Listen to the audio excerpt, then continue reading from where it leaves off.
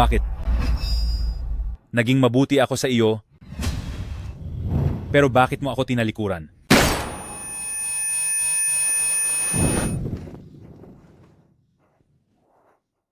Anong nangyari? Bangungot ba iyan?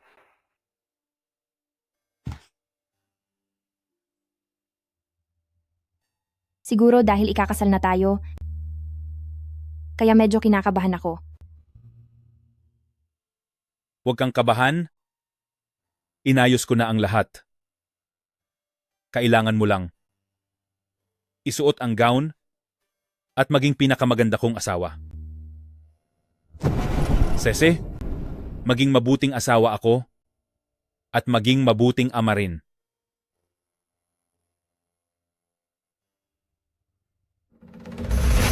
Sa loob ng 2 araw, mismo sa kasal, itutuloy na natin ang operasyon.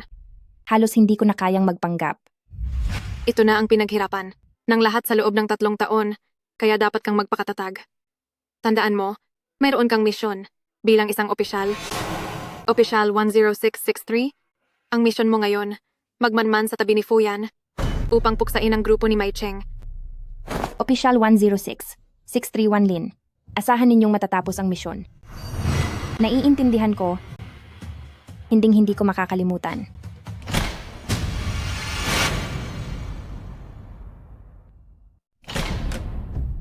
Miss Sese, para sa'yo ni Mr. Fuyan 3 buwan na ang nakalipas ay dumating na ang ipinatahing damit pangkasal.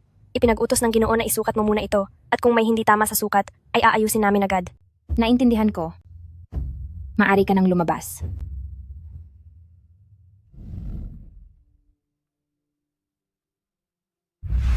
Bukas, matatapos na ang lahat.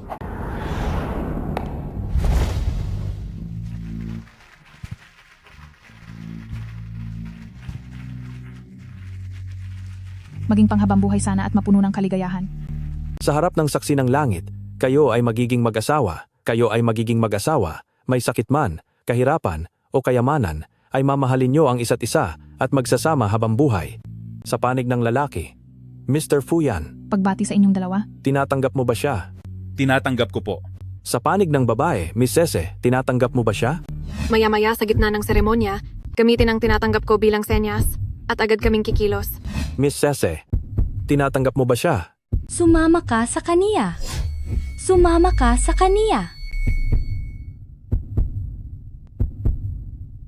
Tinatanggap ko po.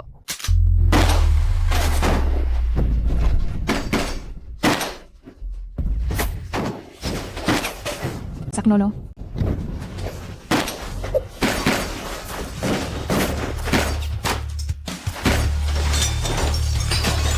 Tumakas ka na.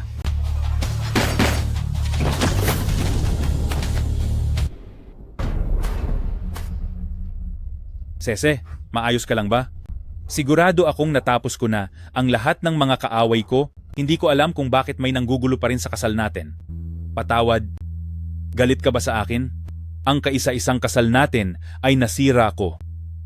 Gagawan kita ng bago at mas maayos, sige na? Gagawa ako ng bago.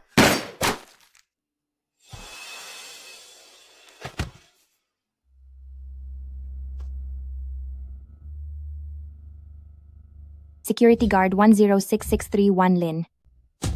Tapos na ang misyon.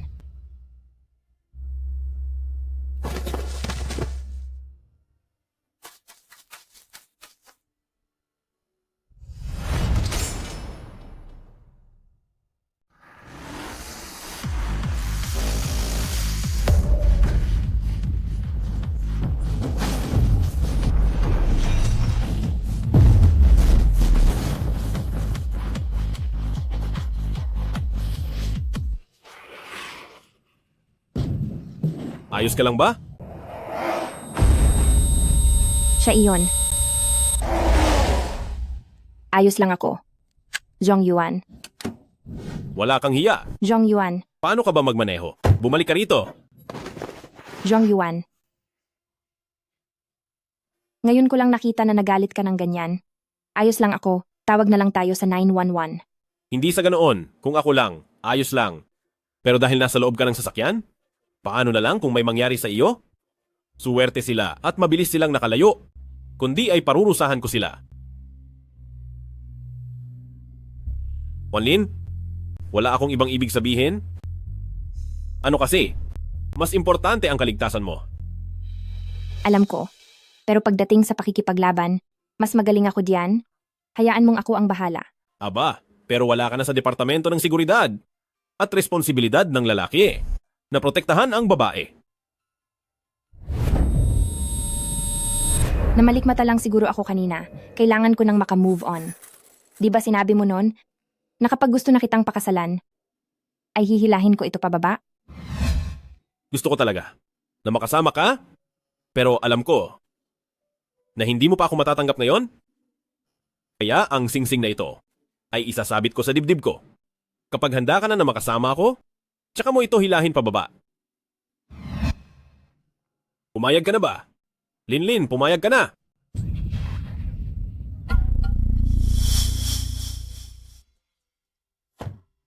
Ayaw pa sana kitang umalis. O siya, kita na lang tayo bukas. Sige, susunduin kita bukas. Sige, sige na, lumakad ka na. Aalis na po ako.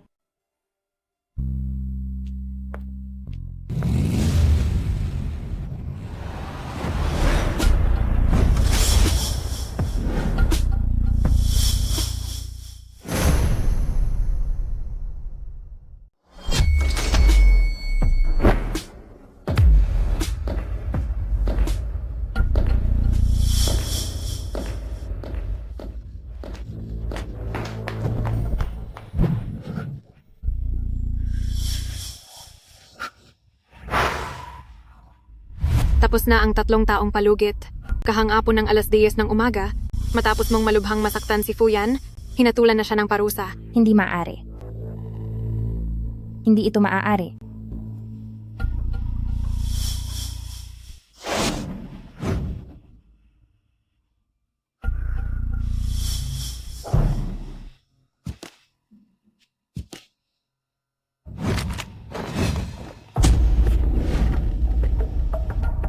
Kumusta ka na? 3 taon na tayong hindi nagkikita. Ang pasalubong mo ba sa muli nating pagkikita ay ito lang?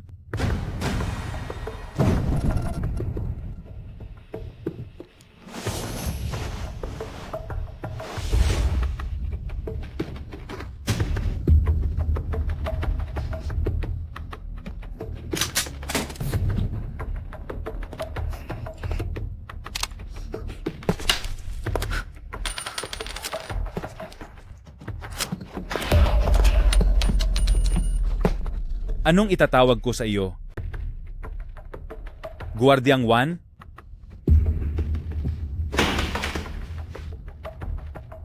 Alam mo ba noong nasa bilangguan ako, araw-araw kong hinahawakan ang litratong ito ng napakaraming beses? Ngayon, naiisip ko na, napakagaga ko talaga noong oras na iyon. Ako nga. Inaamin ko. Kung ganoon, sino ang sese na dapat ay magpapakasal sa akin 3 taon na ang nakararaan? Fuyan. Ako. Huwag kang magsalita ng walang kinalaman. 3 taon na ang nakararaan?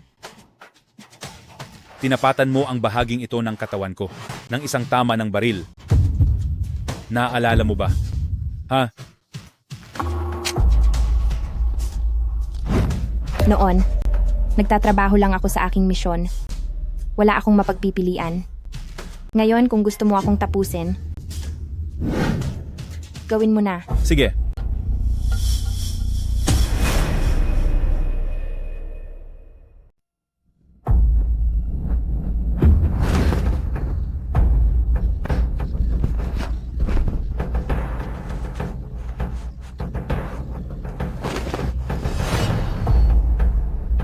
Kaya pala noong lumapit ka sa akin, ay para lang matapos ang misyon mo? Oo.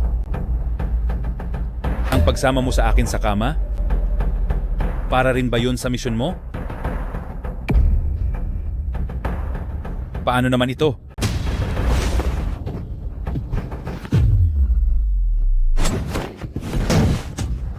Huwag kang malikot.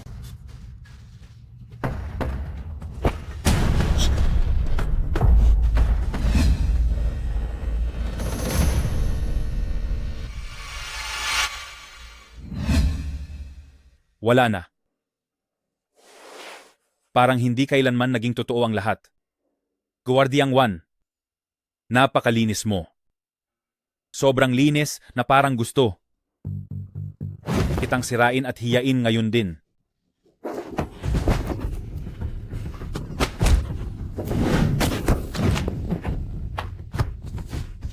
Baliwala na sa iyo ang kasunduan nating magpakasal, habang ang sa kaniya ay itinuturing mong ginto?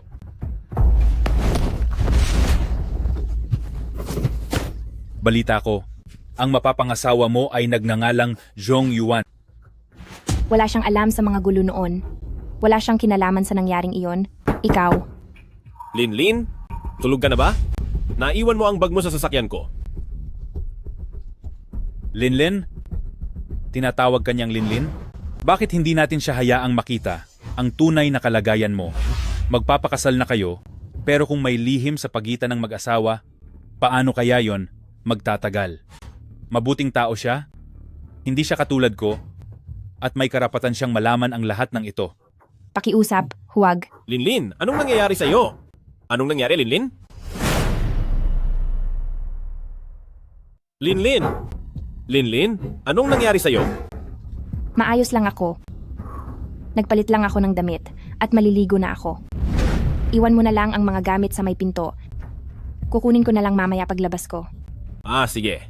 Malamig sa gabi. Siguraduhin mong hindi ka malamigan. Aalis na ako. Ang tamis niyo naman, alam ba niyang kapag nasa ilalim kita, ay ganito ang itsura mo? Gawin mo na ang lahat sa akin. Parusahan mo na ako. Kung gusto mo, huwag mo lang gagalawin ang mga tao sa paligid ko. Ang mga tao sa paligid mo? 3 taon na ang nakakaraan, si Cece ay nasa tabi ko rin. Hindi magtatagal, paiiyakin kita at magmamakaawa kang bumalik sa akin. Nananaginip ka ng gising. Ipaalam sa lahat na galawin ang lahat ng mga tiwali na nasa paligid niya. Opo. Nagbalik na siya. Huwag kang masyadong kabahan, wala na si Fuyan. 3 taon na ang nakakaraan ng pinarusahan na siya. Hindi kaya kamukha lang niya iyon? Hindi.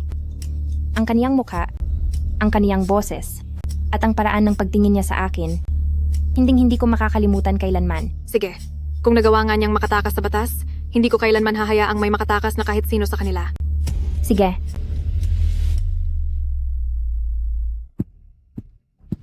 Magandang araw po. Kami po ang mga tagapagsiyasat ng Maicheng. Si Wan Zhongsheng ay sangkot sa korupsyon sa kumpanya. Napakalaking halaga ang nasangkot dito. Isinasagawa na namin ang pag-aresto sa iyo ngayon. May pagkakamali ba rito? Kung may pagkakamali man, mapapatunayan naming wala kayong sala. Pero sa ngayon, mangyaring makipagtulungan po kayo sa amin. anong sinasabi niyo? Wala akong dapat ikatakot. Kung wala akong ginagawang masama, pagkatapos maimbestigahan ang lahat, mapapatunayan din ang aking kalinisan. Sasama ako sa inyo. Tay, ang bagong mamumuhunan ba sa kumpanya niyo ay ang Fu Clan? Oh, bakit? Hello, Jong Yuan, bakit? Linlin, biglang binawi ng Fuklan ang kanilang puhunan. Magulo na ang kumpanya ngayon. Maaaring wala akong oras sa mga susunod na araw para puntahan ka. Ngayong araw, ang bagong tagapagmana ng Fu Clan ay nagsimula na sa ganap na pamamahala sa malalaking industriya sa lungsod na ito.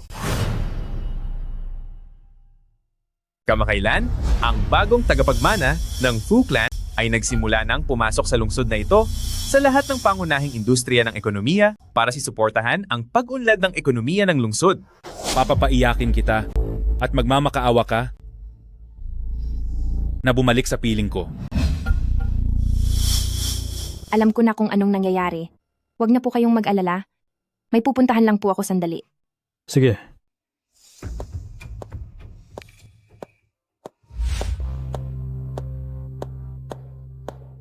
Naghahanap po ako sa inyong president. Pasensya na po. Hindi po pwedeng makipagkita sa president ng walang appointment. Pero, Mr. Fu, may mahalaga po akong sasabihin sa inyo. Kung maari po ay mahiram ko ang oras nyo sandali. Kahit sandali lang po.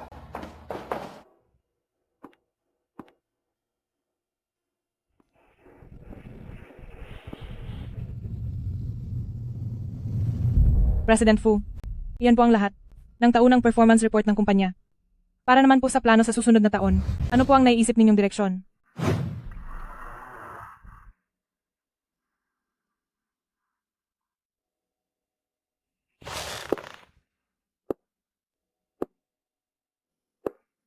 Naghihintay pa rin pala siya sa labas.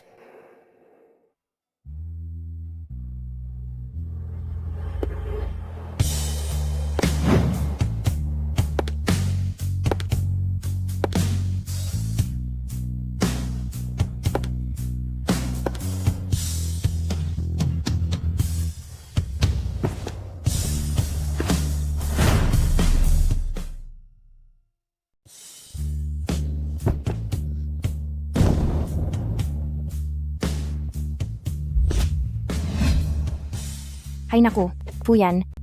Ibili mo naman ako niyan. Kukuha lang ako ng isang subo lang. Ang pamilyar nito. 5 taon na ang nakakalipas, ganito mo rin hinahawakan ang kamay ko na nagparamdam sa akin na ibibigay ko ang buong mundo para sa iyo. Pero anong ginawa mo?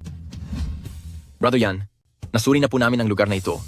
Ito ang lugar ni Organisasyong Vian na ginagamit bilang isang meeting point. Ang asawa niyo po. Ate Cece, sa pamamagitan ng pagbili ng mga panghimagas, doon siya nagpapasa ng impormasyon. Fuyan, ako ang may atraso sa iyo. Kung maghihiganti ka, gawin mo sa akin. Huwag mo sanang idamay ang mga inosente. Iligpit mo na yang mga pakunwari at malulungkot mong tingin.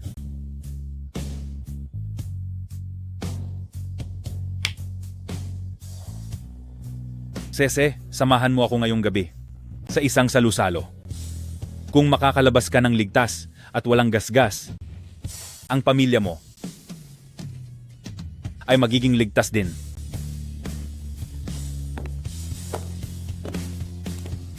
Sana ay gawin mo ang sinasabi mo.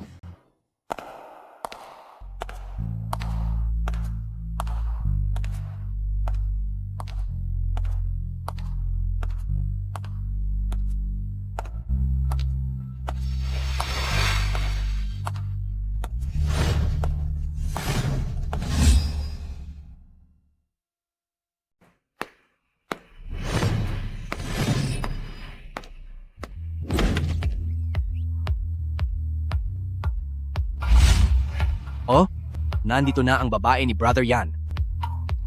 Anong kalokohang babae ni Brother Yan? Sa tingin ko ay isa lang siyang hamak na babaeng laging maaasahan. Mr. Fu, Samahan mo siya.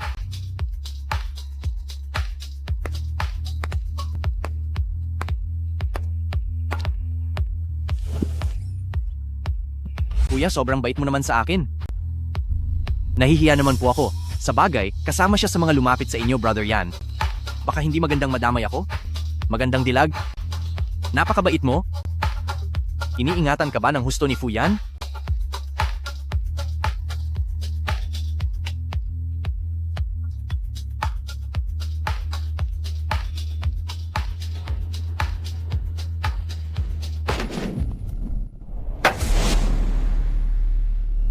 Sige, ang tulad ko ay hindi mahilig mamilit sa ayaw naman. Dahil kasama mo si Fuyan dito, bibigyan kita ng 2 pagpipilian.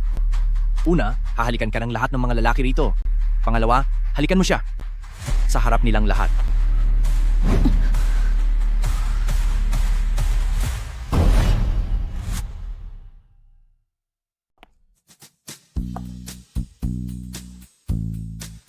sigurado ka bang gusto mo siyang paupuin diyan?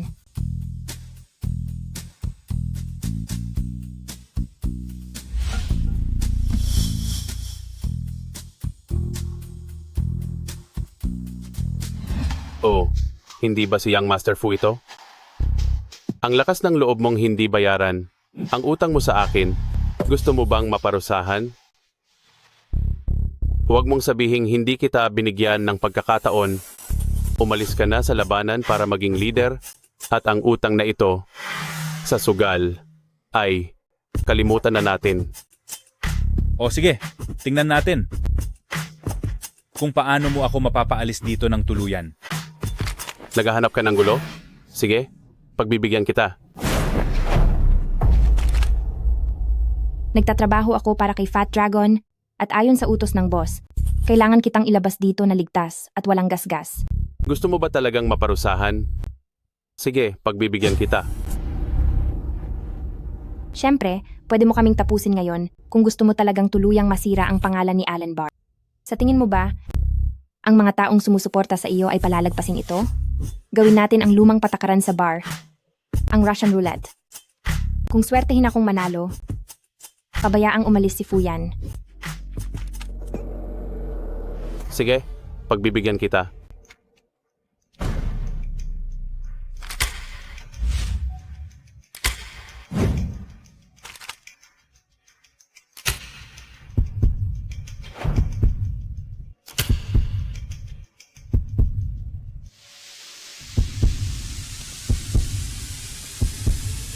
Hey, batang babae, ang pagpapakitang gilas sa iba ay may kaakibat na parusa.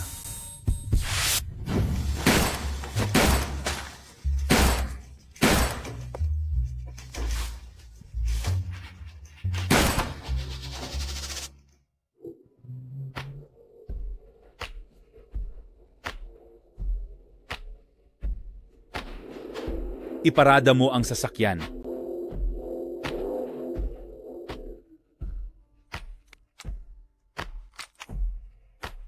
Sino ka ba talaga? Tao ako ni Fat Dragon. Kung hindi naniniwala si Brother Yan, maaari mong itanong sa kanya. Bakit mo ako iniligtas? Kailangan ko ng pera. Sabi ni Fat Dragon, kung magtatrabaho ako para kay Brother Yan, ay makakakuha ako ng maraming pera. Kung magtatrabaho ka para sa akin, magkanong pera ang makukuha mo? $3 milyong.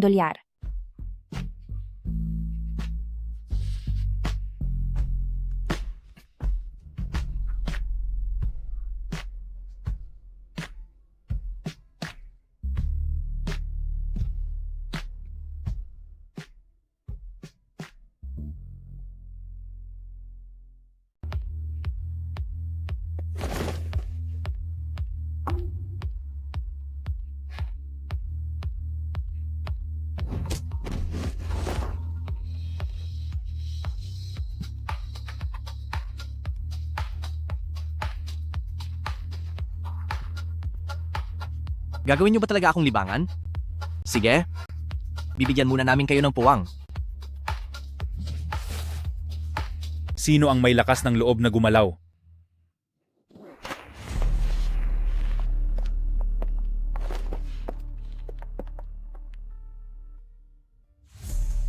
Ang babaeng nasa tabi ni Brother Yan, ako lang dapat.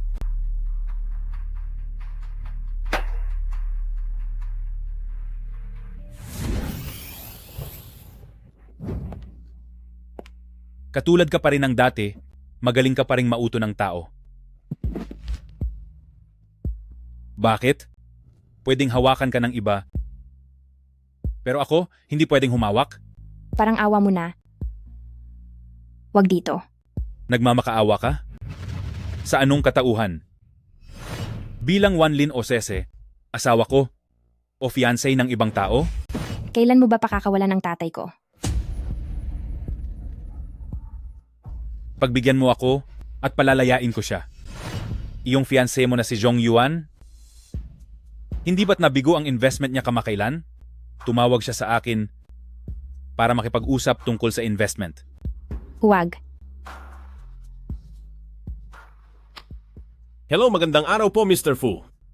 Salamat po sa pagbibigay sa akin ng pagkakataong pag-usapan muli ang investment. Nandito na po ako sa parking ng club. Sige. Hihintayin ko po kayo. Nasa elevator na ako? Parating na. Sa ganitong lugar na halos walang saplot, sabihin mo, kapag nakita niya tayong ganito, ano kayang iisipin niya? Huwag.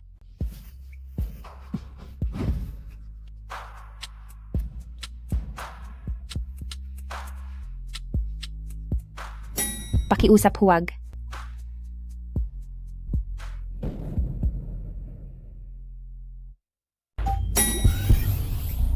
Mr. Fu. Pasensya na. Ginoong Zhong, medyo naparami lang ang inom. Hindi nakapigkas dahil may maganda sa tabi ko. Kaya naman, sa ibang araw na lang tayo magkita. Oh, sige po. Asikasuhin niyo muna ang personal niyo na gawain. Mauuna na po ako.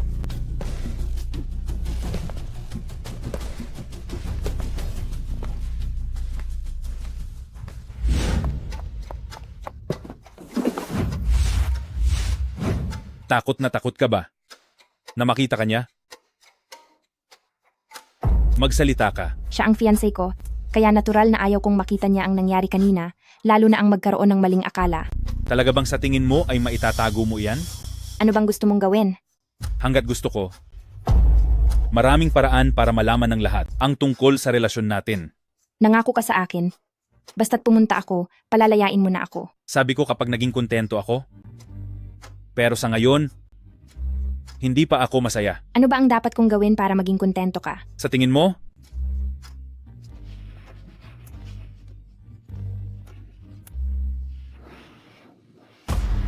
Hindi ba't gusto mo lang akong hiyain? Pinapunta mo ako sa nightclub na ito ngayong gabi. Para lang ipahiya ako, itunulak sa harap ng masasamang tao. At panoorin kung paano ako mahirapan. Para lang maglibang. Di ba? Bakit hindi? Sa tingin mo ba, bakit kita dapat kaawaan? Palalabasin ko ang tatay mo. Pero simula ngayon, magiging sunod-sunuran ka na sa akin. At kung kailan kita pakakawalan, ako lang ang masusunod.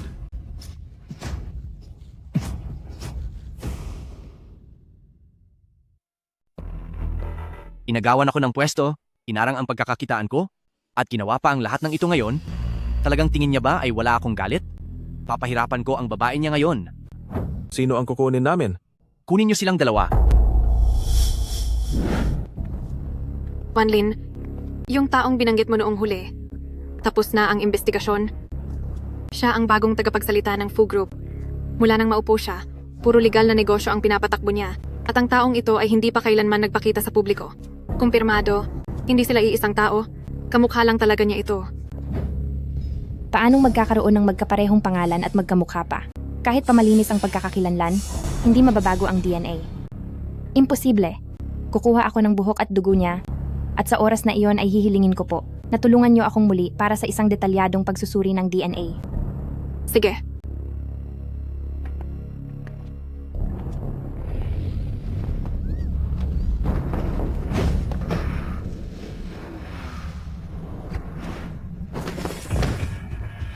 Fuyan, Batang Master, narito na ang tao.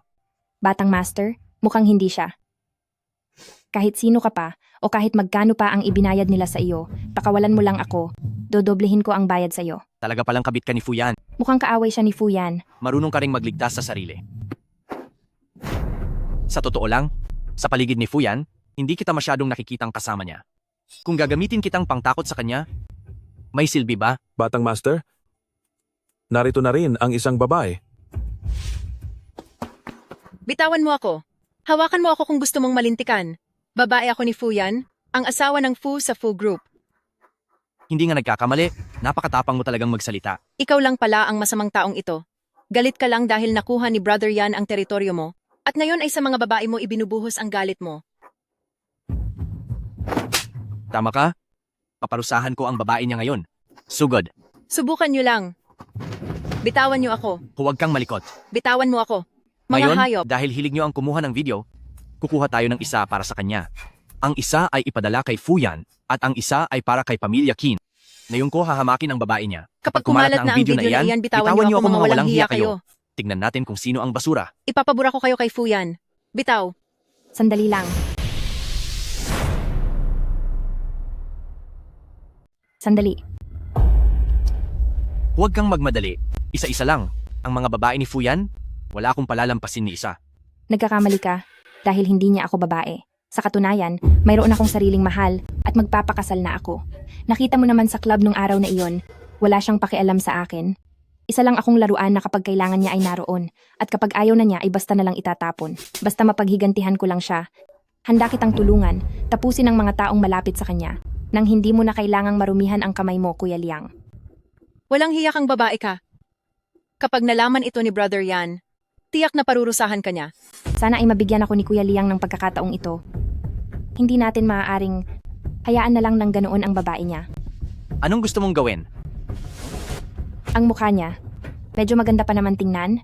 Magiging mas maganda kaya ito kapag nasira. Iba talaga ang mga babae. Mas malupit pa kayo kaysa sa mga lalaki. Sige, ipinapaubaya ko na siya sa iyo. Kaso, Kaso ano? tungkol sa pagkasira ng mukha at kamay niya, ako mismo ang gagawa niyan. Huwag na kayong makisali pang mga lalaki. Kapag nagsawa na ako sa kanya, saka nyo na siya kunin. Kapag natapos na si Ate Lynn, paano pa namin siya matititigan yan?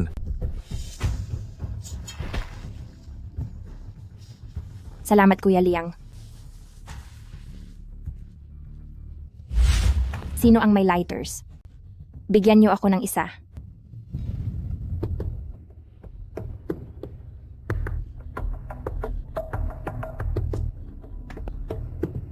Anong gagawin mo? Huwag mong subukan, Wanlin.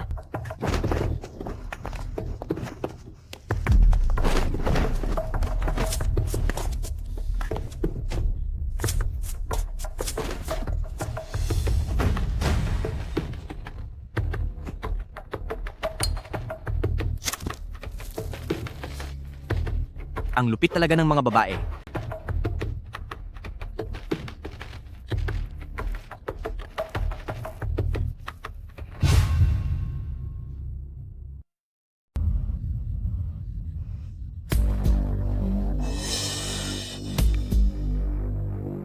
Naiintindihan mo ba?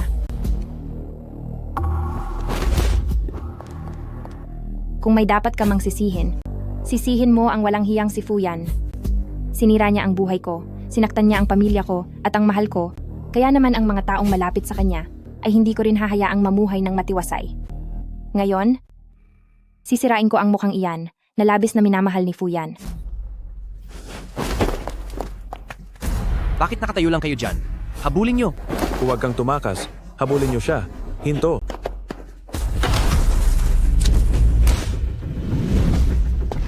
Batang Master, mag-ingat ka. Mag-ingat sa apoy. Habulin nyo siyang lahat. Huwag kang tumakas. Huwag kang tumakbo. Kinzenzen, ikaw. Buksan mo ang pinto. Kinzenzen, Kinzenzen, narito narito siya. Kinzenzen, buksan mo ang pinto. Saan ka pupunta? Walang hiyang babae ka? Subukan mo pang tumakas. Bitiwan mo ako. Wanlin, naging mabuti ako sa iyo. Pagkatapos ay lulukohin mo lang ako? Bitiwan mo ako. Umalis ka. Huwag nyo nang hayaang magsalita ang sinungaling na babaeng iyan. Busalan nyo ang bibig niya at tapusin nyo na siya.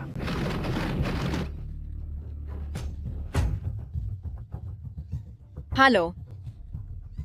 Halo, Brother Yan.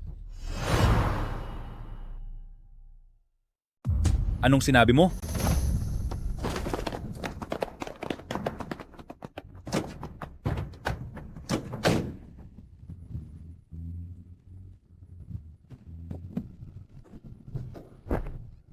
Mawala na kayong lahat.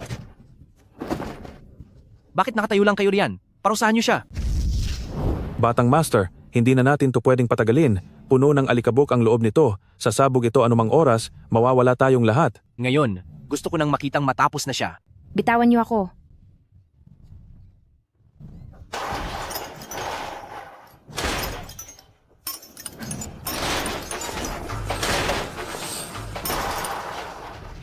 Wanlin?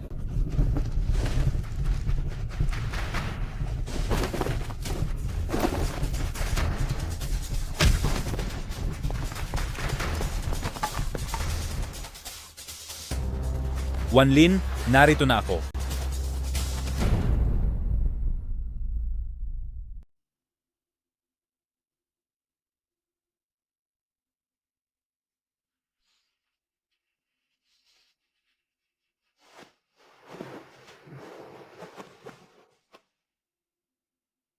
Nakapagtataka, kahit na isa siyang delikado at nakakatakot na tao, kapag kasama ko siya, madalas akong panatag. Matapos ang buhay at kamatayang sitwasyon sa bar ng Maicheng, nagtagumpay ako sa pagkuha ng tiwala ni Fuyan at naging malapit na tauhan ng tinaguriang Crown Prince. Nabanggit ka na sa akin ng iyong ama dati at ngayong nagkaharap na tayo, tunay ngang pambihira ka. Hindi naman po. Miss Cece, gusto mo ba nito? Hindi ito ordinaryong sigarilyo, pero kapag tumanggi ako at mapahiya si Fuyan sa kanyang lugar, siguradong mawawalan siya ng tiwala sa akin.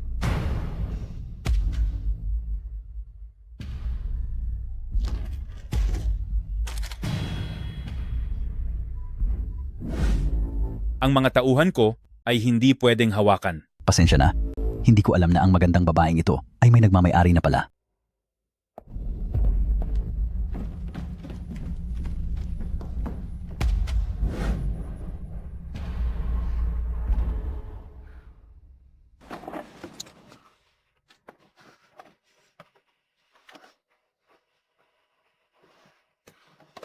Naparusahan na ang dapat parusahan, kaya huwag ka nang magtampo. Ang negosyo ng aking ama ay wala akong pagpipilian kundi gawin. Bakit ka tumatawa? Lagi kang sumusuong sa panganib. Posible bang hindi ka mapahamak? Hindi ko lang inaasahan. Nakakalabanin ni Brother Yan si James. Para lang protektahan ako. Inampon ako ni Fu Heng. Bata pa lang ay nasa ilog mekong na ako. Kung gusto kong manatiling ligtas, kailangan ko siyang sundin. Kahit gaano ko pa ayawan ang ginagawa niya, kailangan ko pa rin siyang samahan sa ngayon. Pero ang mga taong mahalaga sa akin ay sisiguraduhin kong poprotektahan ko ng mabuti.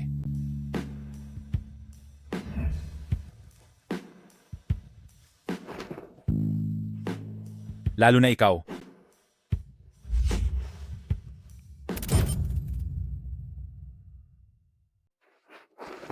Anong binabalak mo?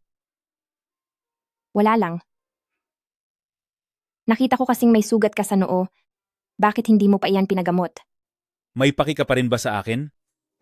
Anong pinagsasabi mo diyan?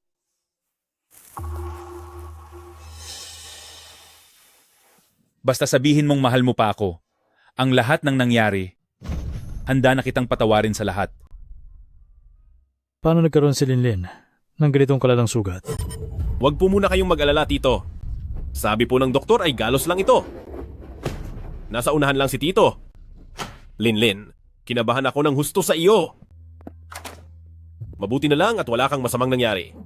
Kasalanan ko ito dahil hindi kita naprotektahan. Ang mahalaga ay maayos na ang lagay mo. Pasensya na po. Pinag-alala ko pa kayo. Mr. Fu, anong ginagawa mo rito? Sino naman ito? Curious din akong malaman, ano ba ako sa paningin ni Miss Wan? Siya lang yung nagkataon na dumaan at ang mabuting taong nagligtas sa akin. Ganoon ba? Talaga? Naku po. Maraming salamat po sa inyo. Aking tagapagligtas. Salamat po. Tagapagligtas? Wag na ho. Baka hindi ko deserve iyan. Dahil okay na ang lahat. Una na ako. Mukhang seryoso at walang pakialam ang si Mr. Fu. Hindi ko akalain na matulungin pala siya sa kapwa. Mabuti na lang nandyan siya. Kung hindi ay nawala na siguro kita. Lin.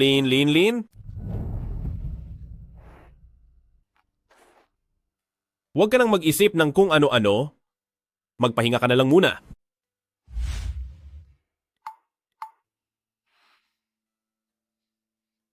Maghihintay ako sa baba. Kapag hindi ka pa nakababa sa loob ng 5 minuto, aakyatin kita roon. Wala na akong pasensya ngayon para makipaglaro pa sa drama mong kunwari ay tagapagligtas.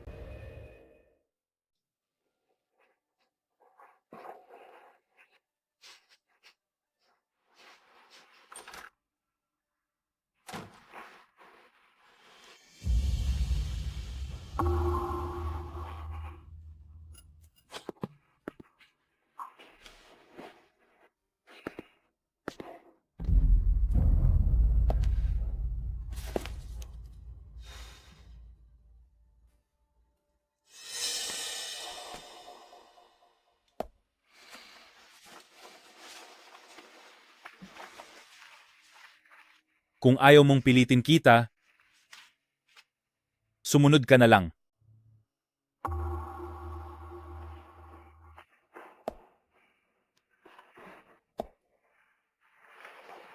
Kayo ba noong lalaking yon ay may nangyari na? Anong sinasabi mo? Akala ko dati, ang isang babaeng tulad mo ay walang puso, sa lalaki na may apelyidong Zhong na iyon, ay nahulog na ang loob mo? Hindi ba? Hindi ko akalain na gusto mo pala ngayon ang mga lalaking maginoo. Ayokong makipagtalunan sa iyo tungkol diyan. Napakataling taon na nagpanggap kang gusto mo ako. Salamat sa pagtitiis. Fuyan, kung pinatawag mo lang ako rito para pag-usapan ang mga walang kwentang bagay na ito, aalis na ako. Anong gagawin mo? Bitawan mo ako.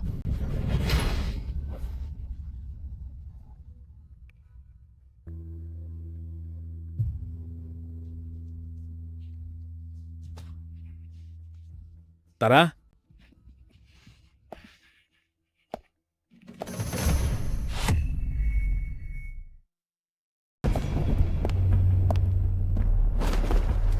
Bibigyan kita ng 2 araw, makipaghiwalay ka sa kanya. Bakit naman ako makikinig sa iyo? Sa tingin mo ba ay may karapatan kang makipagnegosasyon sa akin?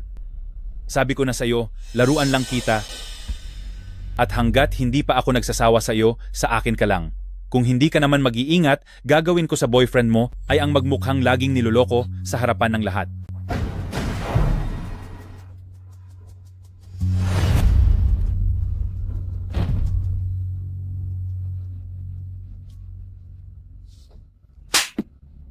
Walang hiya ka. Parehas lang tayong uri ng tao, nasa kailaliman ng hirap, pero nagnanais pa rin ng magandang buhay. Ang katawa-tawa, hindi ba? Alam kong marumi ako. Hindi ako karapat-dapat sa kanya. Makikipaghiwalay na ako.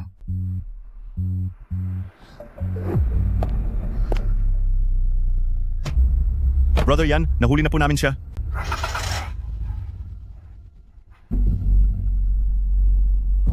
Brother Yan, Brother Yan. Brother Yan, andito ka para iligtas ako. Bakit parang wala namang nangyari sa iyo? Si Wanlin na napakagaling lumaban ay nagtamo ng malubhang pinsala. Bakit? Wala akong kinalaman doon, mabagal lang talaga siyang tumakbo. Kaya nangyari iyon. Brother Yan, kailangan mong maniwala sa akin. Talaga? Siya po iyon. Siya ang nagkulong kay Wanlin sa loob ng pagawaan ng bakal. Tama po. Noong oras na iyon ay sinubukan lang siyang iligtas ni Wanlin, Brother Yan.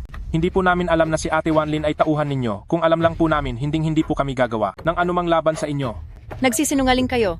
Brother Yan, huwag kang makikinig sa kanila. Pawang kasinungalingan lang ang sinasabi nila. Ginamit mo ang pangalan ko at nagpanggap na babae ko. Pinalampas ko na ang paghingi mo ng proteksyon. Ngunit ngayon, nagawa mo pa siyang ipahamak, napakasama mo.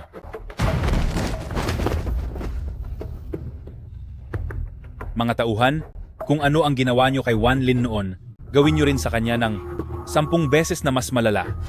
Wag po, wag. May video siya. Ayaw mo bang malaman? Noong si Wanlin ay nasa panganib na, kung ano ang mga sinabi niya. Hindi mo ba gustong malaman, noong malapit na mawala si Wanlin, kung ano ang mga huling sinabi niya? Hindi ako ang babae niya. Sa halip, mayroon akong sariling mahal. Magpapakasal na ako. Kung hindi dahil sa kanya, matagal na sana akong namumuhay ng masaya. Basta't mapagbayad ko siya, kaya ko pa kitang tulungang wasakin ang mga taong nakapaligid sa kanya. Ha ha ha, nakakatawa ka talaga. Nagpapakahiro ka pa para sa mahal mong babae, pero sa paningin niya, wala kang kwenta. Anong pakialam ko? Wala akong pakialam kung sino man ang mahal niya. Bakit nakatitig lang kayo? Sugod. Opo, Brother Yan. Fuyan, wala kang puso? Sinusumpa kong hindi ka rin mamahalin ng taong mahal mo. Huwag kang malikot. Bakit bigla mo akong dinala rito? Simula pa noong araw na pumayag kang magpakasal sa akin, inihanda ko na itong gown para sa iyo. Sa totoo lang, matagal na kitang gustong dalhin dito. Pero nitong mga nakaraang araw, maraming nangyari. Ang investment ko, ang pagkakulong ng iyong ama, at ang nangyaring aksidente sa iyo. Ako. Wala kang kasalanan sa lahat ng iyon. Kaso, hindi kita nagawang protektahan. Hindi ko alam kung payag ka pa bang isuot ang gown na ito para sa akin. Sira. Siyempre naman, payag ako.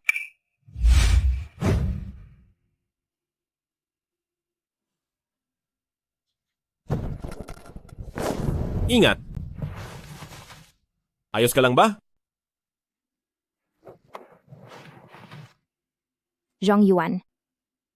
Anong nangyayari sa iyo? Linlin, pakiusap. Huwag kang magkakagusto sa iba, ha? Gusto kong bumuo ng pamilya kasama ka, ang samahan at protektahan ka. Nang ganito katagal magpakailanman.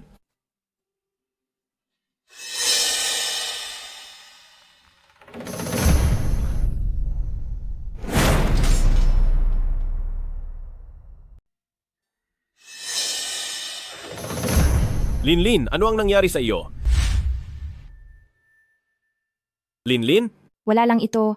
Baka dahil sa sobrang lamig ng aircon, pakiramdam ko ay nilalamig ako. Magbibihis lang ako muna.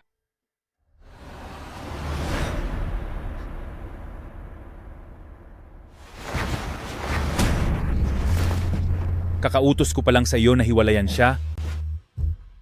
At heto ka, sumama sa kaniya sa bridal shop. Bitiwan mo ako. Talaga bang hindi ka na makapaghintay na makasal sa kanya? Kahit sino pa ang pakasalan ko, wala na itong kinalaman sa iyo. Bitiw, huwag mo akong hawakan. Walang kinalaman? Gagawan natin ng paraan para magkaroon tayo ng koneksyon. Baliw ka na ba? 3 taon na ang nakakalipas noong pinaputukan mo ako. Nang sandaling iyon, nawala na talaga ako sa sarili ko.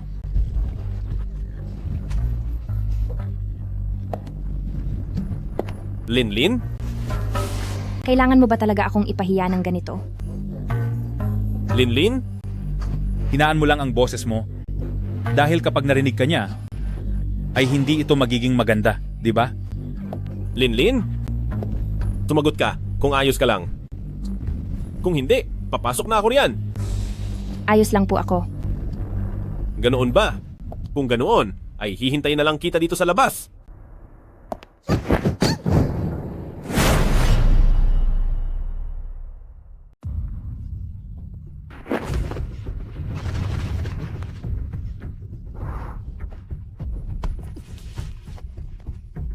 Anong gagawin niyo? Huwag kayong gagawa ng masama. Sino ba kayo? Pakawalan niyo ako. At ako ang harapin niyo. Huwag niyo siyang hawakan. Napakaingay. Sabihin mo sa kaniya, Sese, anong relasyon meron tayo? Linlin, huwag kang magsasalita. Ito ay usaping para sa iyo. At kung ayaw mong sabihin, walang pwedeng pumilit sa iyo. Naniniwala ako sa iyo? Alam ko, na noong nag-undercover ka, may mga maling tao kang nakaharap. Pero wala akong pakialam sa nakaraan mo. Handa akong harapin ito kasama ka. Napakabuti naman, hindi nakapagtatakang mahal na mahal ka ng ating si Sese. Kahit anong gusto mong gawin sa akin ay ayos lang, pero pwede mo ba siyang pakawalan? Anong gagawin mo? Huwag mo siyang hawakan. Dati ko siyang asawa, kaya ano sa tingin mo ang gagawin ko? Huwag mo siyang hawakan? Ano ba? Huwag mo siyang hawakan.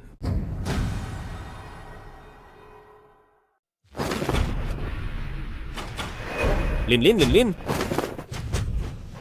Fuyan, hayaan mo na siyang umalis. Pakawalan mo siya. Maaari ko siyang pakawalan, pero paano naman siya? Sa tingin mo ba makikinig siya sa iyo at basta na lang aalis? Bitawan siya.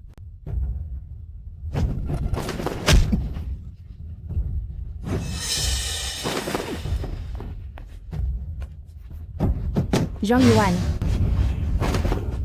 hayaan mo na siyang umalis. Gusto ko sana siyang pakawalan, pero huli na ang lahat ngayon. Saktan niyo siya, turuan niyo siya ng matinding leksyon. Zhongyuan. Huwag.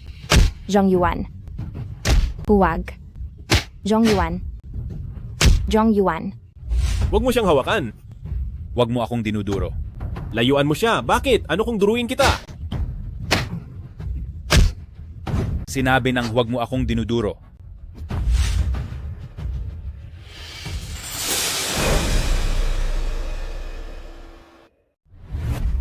Sinasalo mo ba ang mga bala para sa kaniya? 3 taon na ang nakakalipas, sinubukan mong saktan ako, natatandaan mo pa ba? At ngayon, poprotektahan mo pa ang lalaking ito. Nagkamali ako. Lahat na ng pagkakamali ay akin na. Ibuhos mo na lang sa akin ang galit mo. Pakawalan mo siya. Linlin, huwag kang magmakaawa sa kaniya. Huwag kang magmakaawa sa hayop na iyan. Para sa kaniya, lumuhod ka pa sa harap ko. Ganoon ba siya? Kahalaga sa iyo? Noon sana.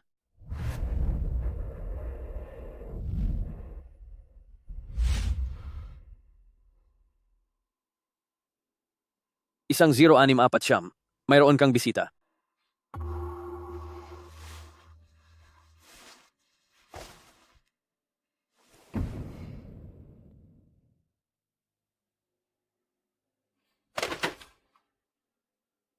Sese, hindi ako galit sa iyo. Nakikiusap ako. Alagaan mo ang iyong sarili at ang bata. Hintayin mong makalabas ako. Hintayin mong makalabas ako. Nagsusumamo ako sa iyo. Alagaan mo ang sarili mo at ang bata. Hintayin mo ang paglabas ko. Fuyan, ang isang taong katulad mo, ay kailanman ay hindi magiging karapat-dapat na magkaroon ng pamilya at anak. Ikaw at ang Pakiusap. anak mo ay magsama sa hirap. Nagsusumamo ako sa iyo. Bigyan mo ng pagkakataon ng bata. Bigyan mo kami ng isang pagkakataon. Hinding-hindi. Kahit kailan ay hindi.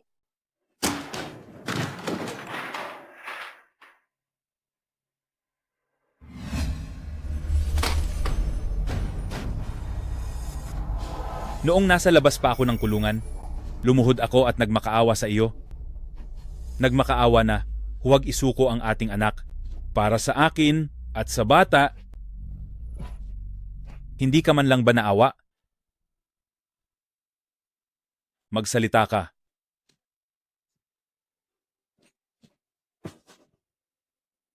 Umalis ka na? Layas. Ilayo mo siya rito at lumayas kayo.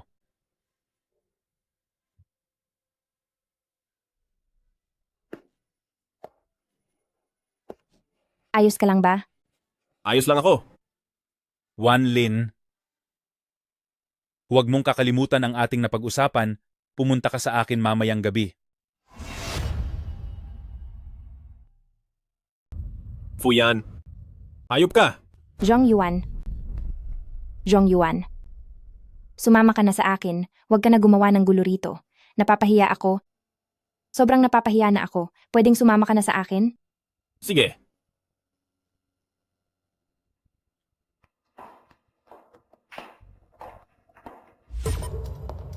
Brother Yan, tama na ang inom. Nag-utos na si Master Heng. Sinasabing, bumalik ka na agad. Layas kayong lahat. Opo. Master Heng, narinig niyo po siya. Talagang hindi siya makinig. Ano bang nangyari sa kanya? Tingin ko po ay sawi sa pag-ibig. Kanina lang kasi, ang fiancé ng mahal niya ay dinuro at pinagmumura siya, kaya masama ang loob niya. Ano?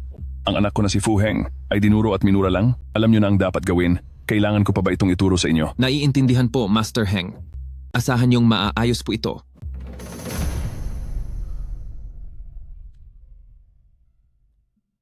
Linlin, handa ka na bang sabihin sa akin? Ano ba talaga ang nangyayari? Magsabi ka sa akin ng totoo? Huwag mo na akong gawing tanga. Ayokong nag-iisa ka lang na nagdadala ng lahat ng ito. Sige. Sasabihin ko sa iyo. Sa totoo lang, hindi ako tunay na anak ng mga magulang ko. At naging espiya rin ako noon. Iyon ang buong kwento. Pasensya na, Linlin. Wala akong kamalay-malay. Hindi ko alam na ganito na pala ang dinaranas mo. Nung naging espiya ako, sa ilalim ng organisasyong Wei-an, sinikap kong huwag nang pakaasikasuhin ang sarili kong kapakanan, kahit pa may mangyaring masama sa akin. Inakala ko na hindi na ako makakabalik sa normal na pamumuhay. Hanggang sa nakilala kita. Pasensya na, hindi ko naisip na madadamay ka pa sa hirap ko. Huwag mong sabihin yan. Masaya ako na ako ang nagiging sandalan mo. Siya? Siya ang minahal mo nung espiya ka pa? Hindi ba? Mahal mo pa ba? Siya hanggang ngayon? Ako.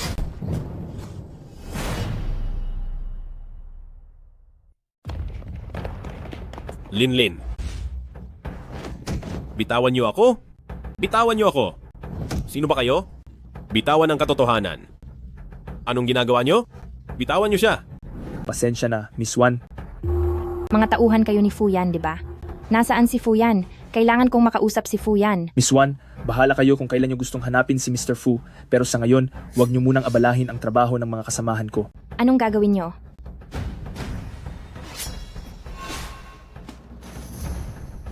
Bitawan niyo ako! Ano ba ang balak nyo? Zhong Yuan. Huwag.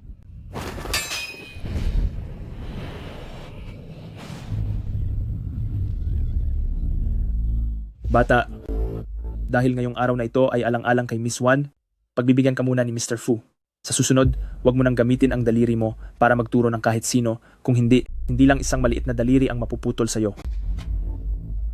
Alis.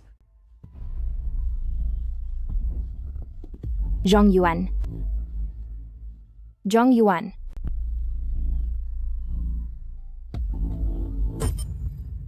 Brother Yan, masama po ito. May nangyaring hindi maganda. Sabihin mo na kung ano man iyan, diretsuhin mo na ako. Nagutos si Master Heng para parusahan ang mapapangasawa ni Miss Wan at putulin ang daliri nito. Anong sabi mo?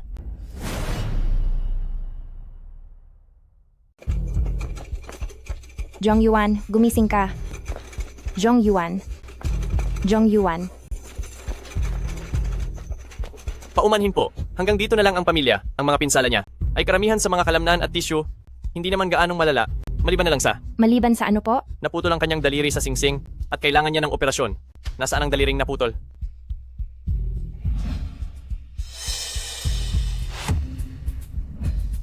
Miss Wan, pakihanap agad ang naputol na daliri. Kung maaga pa at maaayos ito, maaari pa itong maikabit muli. At napakalaki ng pagkakataong maisalba ito. Sige po, naiintindihan ko. Salamat po, Doktor.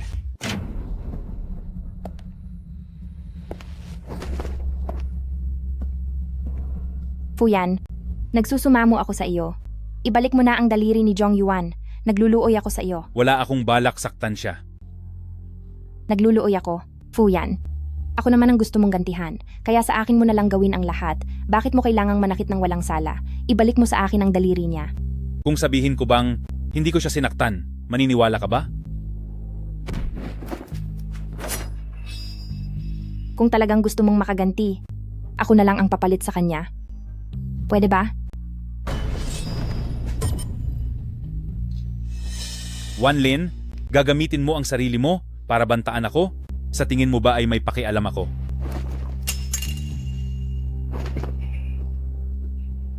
Wanlin. Nasaan na ang daliri? Pagkaalis niya ng bahay, tinapon ko lang agad iyon sa kalsada.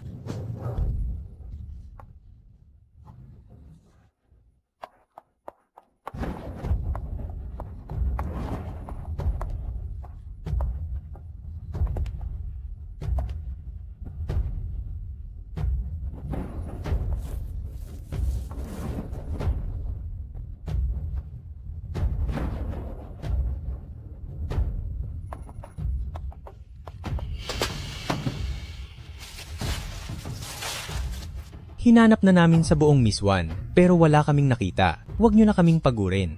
Tama po siya, papadilim na ang langit at baka kinuha na ng mga pusali o asong gala.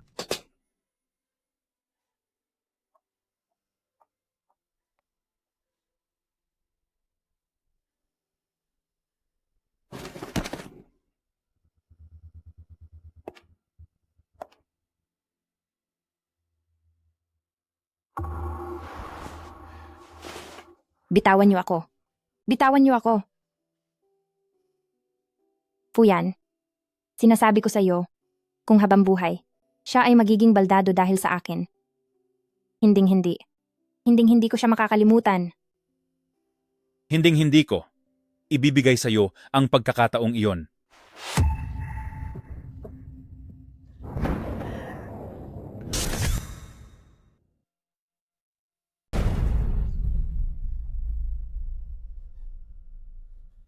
Zhong Yuan.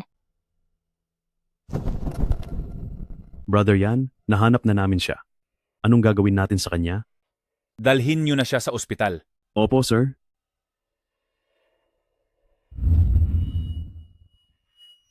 Huwag. Huwag niyo akong iwan. Huwag po. Huwag.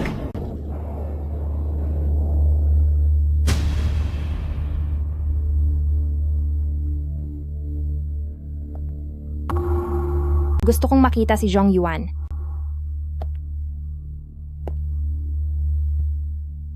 Sese, Wan Lin.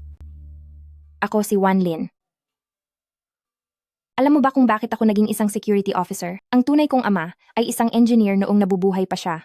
Ang Twin Towers ng Maicheng, siya ang nagdisenyo niyon.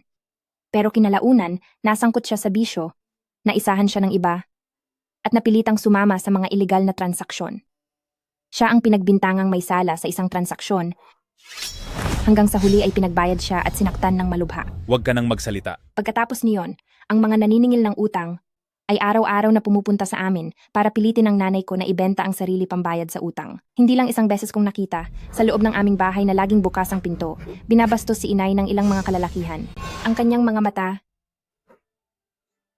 ay nakatingin lang sa kawalan, na para bang wala na siya sa kanyang sarili.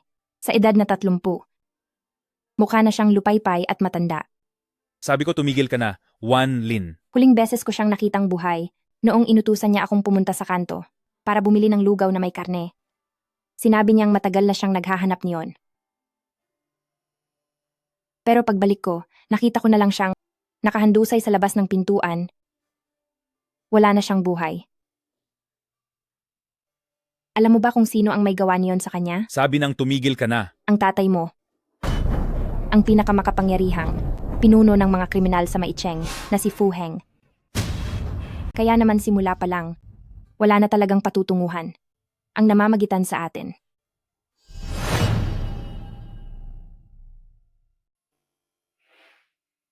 Pagkatapos, namuhay ako sa lansangan. Noong mga panahong iyon, palagi kong naiisip, sana ay buhay pa ang mga magulang ko. Kaya lumapit ako sa iyo dahil kung ang buhay ko ay parang impyerno, paano ka magiging isang marangal at mayamang tagapagmana? Inakala mong mahal kita, pero ang totoo, sa tuwing nakikita kita, naaalala ko kung paano nawala ang mga magulang ko. Sa tuwing magkasama tayo, naaalala ko ang nanay ko at ang lahat ng dinanas niyang pait. Akala ko dati ay hindi na ako makakabalik sa normal na pamumuhay, hanggang sa dumating si Zhong Yuan. At ngayon, sinira mo na naman ang aking kaligayahan at ang payapa kong buhay. Galit ako sa'yo. Sana ay kailanman ay hindi ka na lang nagpakita sa buhay ko. Sana ngayon din ay magbayad ka sa lahat ng kasamaan mo. Napakalupit mo. Nasa pangatlong palapag siya sa ICU.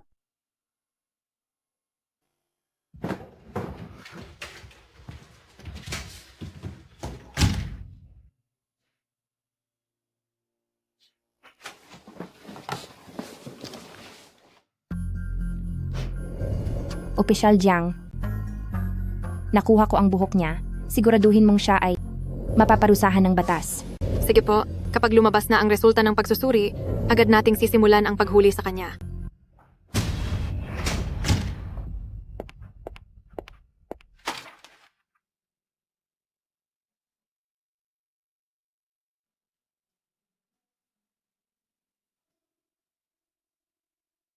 Pasensya na. Sobrang sorry talaga. Nakakaramdam ka ba ng ganyang pagsisisi? Kung gayon, huwag mo akong iiwan. Gising ka na. Doktor. Ano ang nangyari sa iyo? May masama ba sa pakiramdam mo? Ayos lang ako. Gusto lang kitang yakapin.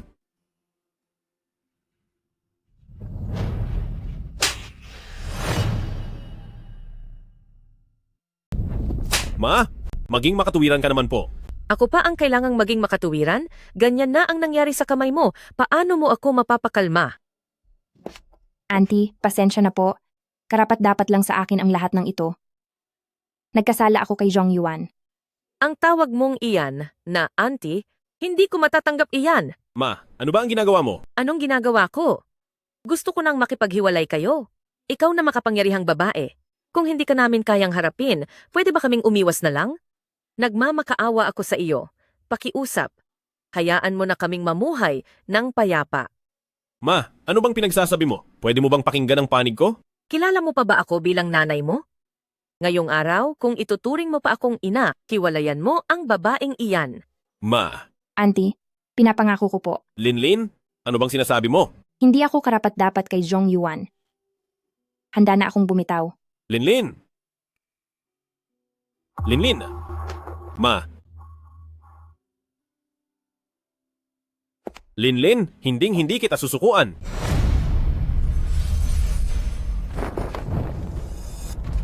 Linlin. Linlin. Dok. Huwag po kayong mag-alala. Base sa resulta ng pagsusuri, nagdadalang tao si Miss Wan.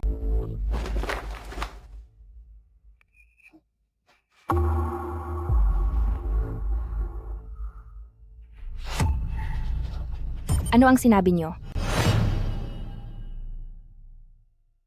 Anong sinabi mo? Tama nga ang hinala ko. Isa kang babaeng walang hiya. Ma, tama na po. Si Miss Wan ay sobrang naging balisan itong nakaraan, kaya siya hinimatay. Dapat mong alagaan ang sarili mo para maging maayos ang lagay ng bata. Doktor, hindi ko po pwedeng ituloy ang batang ito. Miss Wan, nagkaroon ka na ng aksidente noon at ang pagkawala ng bata na yun ay hindi naging maganda ang paggaling mo at naging malaking pinsala ito sa katawan mo. Kapag inalis mo ang batang ito, posibleng pagkatapos nito ay hindi ka na magkakaanak kailanman. Miss Wan, isipin mong mabuti. Tingnan mo, iyan ang napili mong maging manugang. Makipaghiwalay ka? Dapat ka nang makipaghiwalay sa kanya.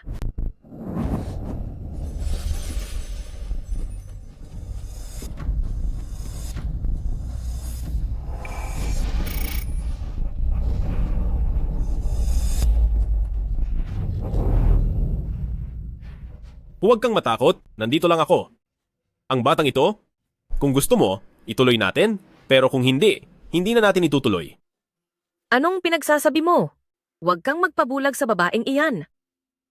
Doktor, pakiayos na po ang operasyon. Miss Wan, kapag inalis mo ang batang ito, para mo na ring inalisan ang sarili mo ng karapatang maging ina. Bata ka pa, pag-isipan mo itong mabuti. Nakadecide na po ako. Gusto ko nang alisin ang bata.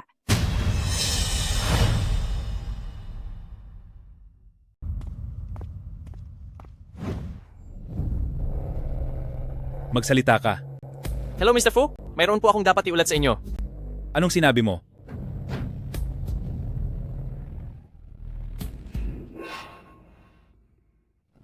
Mula nang magbuntis siya, madalas siyang nalulungkot. Minsan kapag nakikita niya ako, hindi niya mapigilang mapaluha. Nakakaranas siya ng kaunting depresyon dahil sa pagbubuntis. Kapag nagbubuntis ang mga babae, mas nagiging sensitibo ang kanilang damdamin. Pakiusap, alagaan niyo po siyang mabuti. Sige.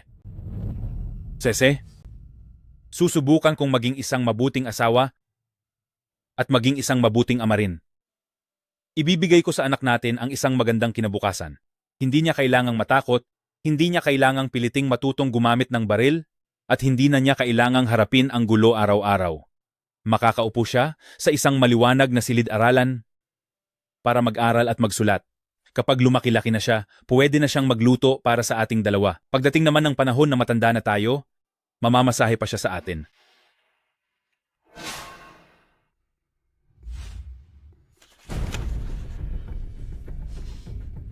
Sigurado ka na ba? Pagkatapos ng iturok na ito, tuluyan ka ng hindi na kailanman magiging isang ina. Sigurado ako. Wanlin.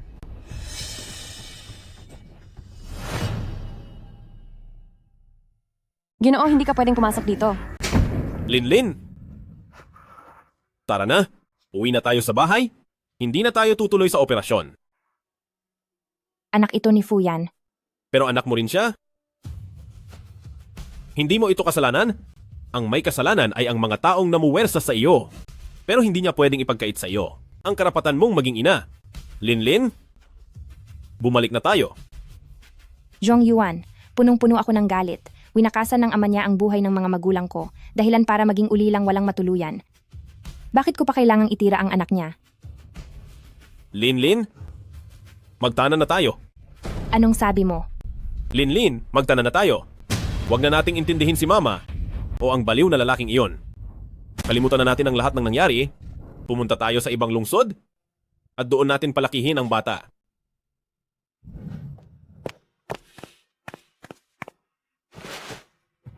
Kuya, sa airport po.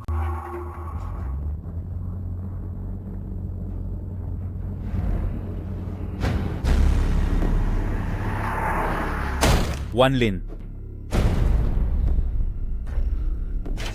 Brother Yan, kinuha na namin ang kuha sa CCTV.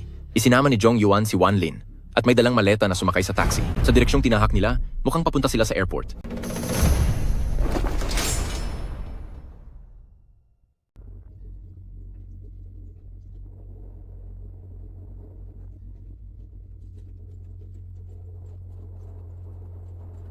Linlin, huwag kang mag-alala. Pagdating natin sa bagong syudad, makakalayo na tayo sa kanya at makakapagsimula na tayo ng bagong buhay. Aalagaan ko, kayo ng anak mo. Sige po. Manong, bilisan niyo po, hahabol kami sa eroplano. Bibigyan ko kayo ng 10 minuto. Kailangang makita ko si Wanlin. Bilis!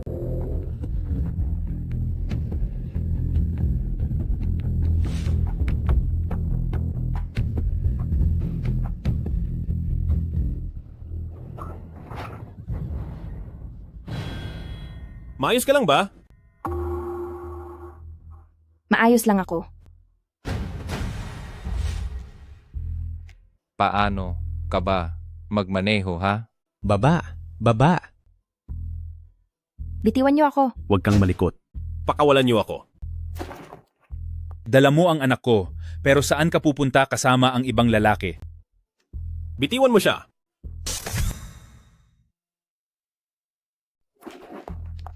Dala-dala mo ang anak ko, pero saan ka pupunta kasama ang ibang lalaki? Hindi ko itutuloy ang pagbubuntis na ito. Kung magtatangka kang alisin ang bata, sinisiguro ko, habang buhay, na hinding-hindi mo mapapaghiganti ang iyong mga magulang. Ikaw. Sa larong paghihiganti, hindi ako makikipaglaro sa iyo. Sa kapahamakan, ayoko ring mapunta doon. Subukan mo kung hindi ka naniniwala. Hayop ka, bitawan mo siya. Bitaw. Bitawan mo siya, Wanlin, Wanlin.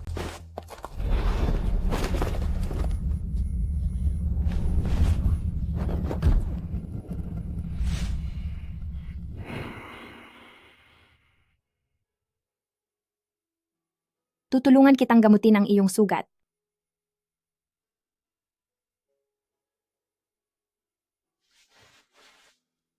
Wanlin, kapag nabayaran ko na sa iyo ang lahat ng utang ko, mamahalin mo na ba ako? Magsimula tayong muli. Sana nga.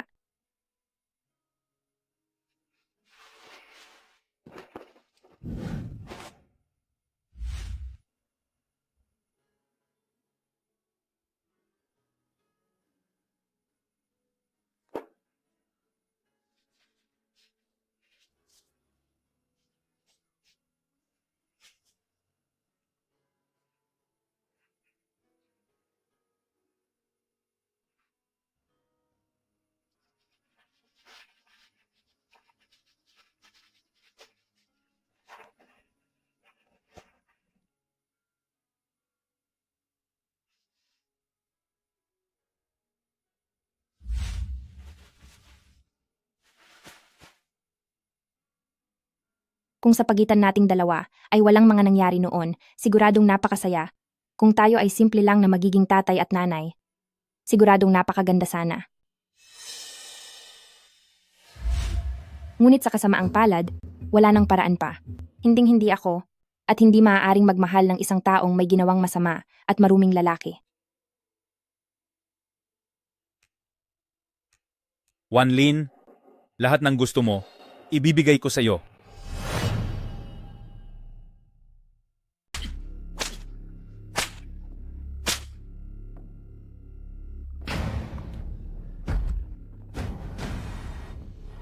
Tingnan mo ito. Mula nang ikaw ang naging tagapamahala, gaano kalaki na ang ibinaba ng kinikita ng kumpanya? Inaakala mo ba talaga na isa ka ng kagalang-galang na CEO? Nakalimutan mo na ba kung paano natin napapanatili ang ating hanapbuhay? Pa, mahigpit ang mga investigasyon ngayon at may mga negosyong iligal na. Sige na. Ako na mismo ang gagawa sa transaksyon sa Makalawa. Siguraduhin mong magiging tahimik ang lahat at kapag pumalpak ka uli, hindi kita patatawarin. Opo. Narinig ko. Balitang nagkagusto ka raw sa asawa ng ibang tao. Ano na ang balita rito? Babae lang iyan, isang hamak na laro. Alam nyo na kung ano ang gusto ko sa mga may asawa. Alam nyo na iyon, kapag nagsawa na ako, ay iiwan ko rin siya. Bata ka pa, huwag kang masyadong mahumaling sa pag-ibig. Opo, Ama.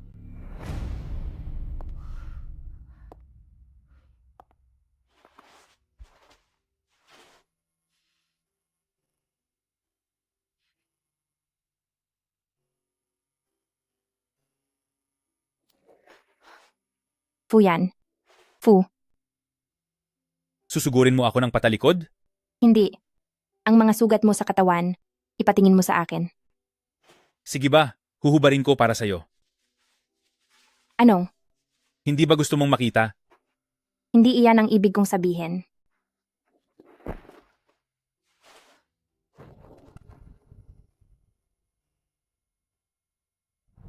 Sa mga nakalipas na taon, ayusin ang lahat ng nakalap nating ebidensya laban sa mga ilegal na gawain ni Fu Heng. Opo. Sa makalawa, para sa operasyon ng paghuli sa transaksyon ni Fu Heng, ako na mismo ang gagalaw. Mr. Fu, sigurado na ba kayo? Sigurado ako. Nagdadalang tao na siya. Ayokong paghintayin siya ng matagal. May isa pa pong bagay, pinapeke ni Zhong Yuan sa black market ang inyong pagkakakilanlan. Sa tingin ko ay balak niyang linlangin si Miss Wan. Abisuhan mo si Mama Wang. Pagsabihan siyang alagaan ng mabuti si Miss Wan at huwag nang hayaan si Miss Wan na makipagkita pa kay Zhong Yuan. Sige po.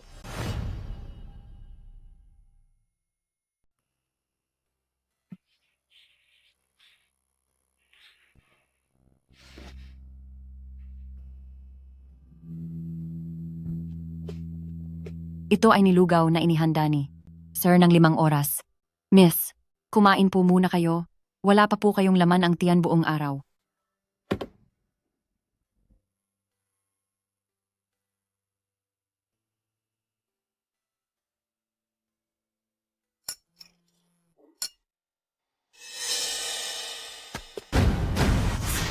Auntie, anong ginagawa mo? Pasensya na po, Miss Wan.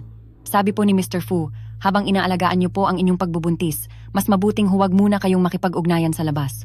Ikinukulong niyo ba ako? Hindi naman po. Natatakot lang po si Mr. Fu na malagay kayo sa panganib para panatag po kayo sa inyong pagbubuntis. Talaga ba? Hoy, Miss Wan.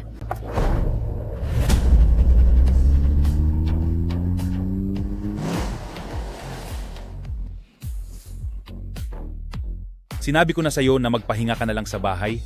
Bakit kung saan-saan ka pa pumupunta? Wala kang karapatang magdesisyon kung saan ako dapat manatili o kung ano ang dapat kong gawin.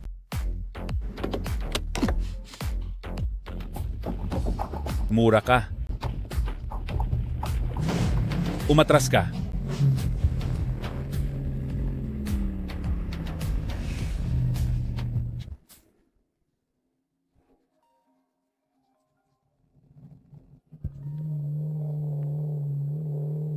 Wanlin, nais mo bang malagay sa panganib ang buhay mo? Kung matapang ka talaga, huwag kang uumatras. Inisip mo bang aatras ako? Oo naman. Bakit? Dahil mahal mo ako. Naniniwala kang mahal kita?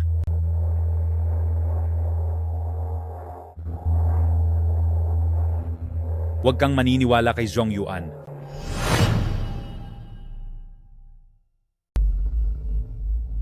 Huwag kang maniniwala sa kanya. Lahat ng sinasabi ng lalaking iyan ay ginagawa lang para linlangin ka.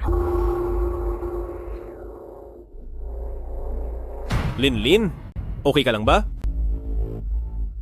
Okay lang ako. Wala naman siyang ginawang masama sa akin. Linlin, tungkol sa buhok at dugo noon, lumabas na ang resulta ng investigasyon. Ito ang report.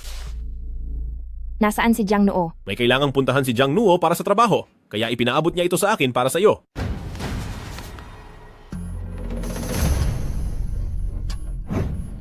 Linlin, huwag kang magagalit sa akin. Sa ganitong paraan lang ko magagawang na makuha ka pabalik sa akin. Kahit alam ko naman na isa siyang masamang tao, bakit pa rin ba ako umaasa sa posibilidad na baka nagbago siya? Linlin, huwag kang umiyak para sa ganyang uri ng tao. Ang mga basura na gaya niya ay hindi karapat-dapat na maging tatay ng bata. Bukas ay gagawa si Fu Heng sa Pier 1 ng isang malaking iligal na transaksyon. Nakipag-ugnayan na ako sa mga otoridad para magsagawa ng operasyon upang mahuli sila sa akto at tuluyang parusahan sila sa batas. Ngunit nitong mga nakaraang taon, ang pinagkakaabalahan ni Fu Yan ay mga legal na negosyo mula sa mga maruming gawain na ito ay nakabukod na siya ng malinis. Kaya kailangan mong pumasok muli sa laro para tapusin si Fu Yan.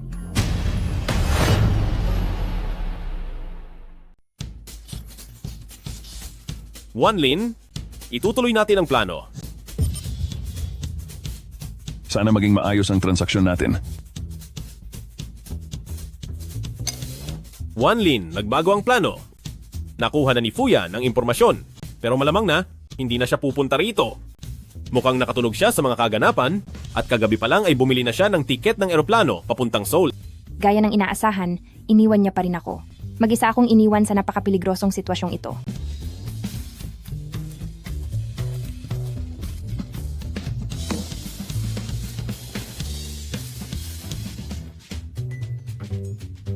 Miss Wan, anong ginagawa mo? Masaya ang araw na ito. Kaya magsasayaw ako para kay Boss Fu upang maging masigla ang paligid.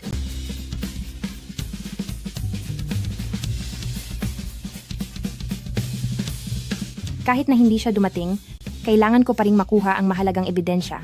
Ako mismo ang maghahatid sa masamang taong ito na nagpasala sa mga magulang ko para pagbayarin siya sa kanyang kasalanan, kahit na sarili ko pa ang maging kabayaran. Sa gagawing operasyong ito, hindi sigurado kung maparurusahan ng husto si Fu Heng. Maliban na lang sa ano? Maliban na lang kung makuha ang password ng vault ni Fu Group.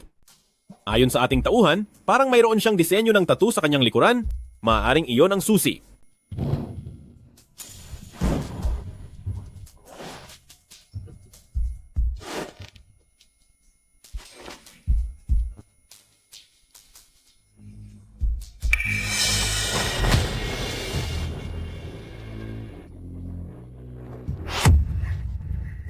Bata, marami na akong naranasan sa buhay. Huwag mong isiping wala akong laban sa iyo. Ikaw. 3 taon na ang nakararaan. Hindi pa sapat ang ginawa mo sa aming mag-ama. Ngayon ay uulitin mo pa. Talagang walang hiya ka. Dahil dyan, bibigyan kita ng leksyon.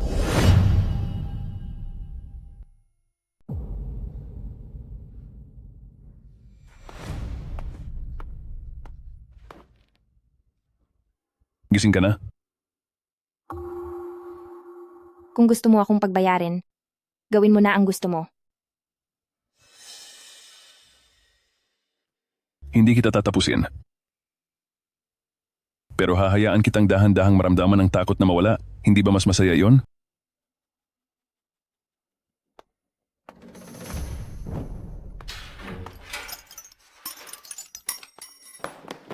Huwag kang gagalaw. Linlin, ayos ka lang ba? Dahil gusto niyo akong parusahan ng todo, isasama ko na rin ang isa sa inyo para may kasama ako. Linlin, huwag kang matakot, ililigtas kita. Zhong Yuan, umalis ka na. Wala nang oras. Bilisan mo at paalisin mo na ang lahat dito. Linlin, hahanapin ko ang susi.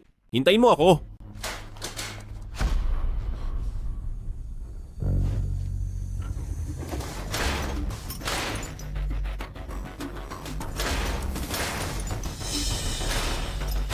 Zhong Yuan, bakit bumalik ka pa?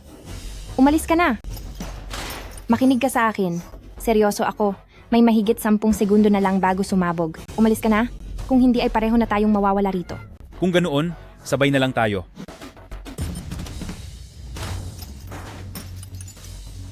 Lumayo ka. Lumayo ka na. Lumayo ka. Ayaw kong mawala ng kasama ka. Umalis ka na.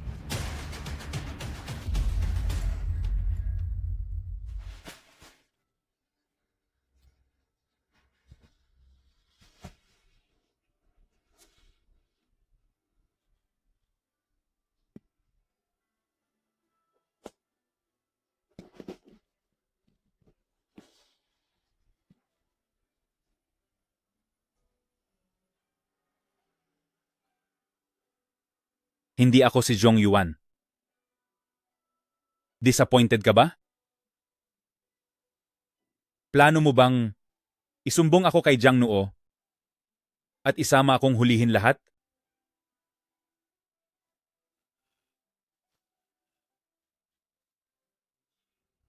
Masakit ba?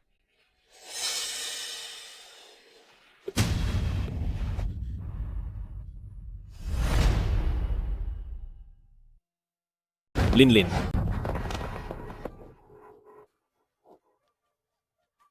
Anong gagawin natin? Nasasaktan siya? Tulungan mo siya, please. Ang dami niyang sugat. Zhong Yuan.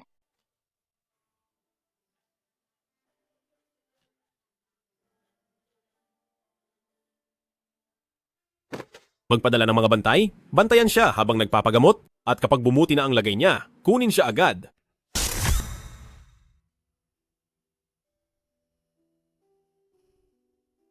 Miss Wan, sa wakas ay gising ka na? Sasabihan ko lang si Ginoong Jong.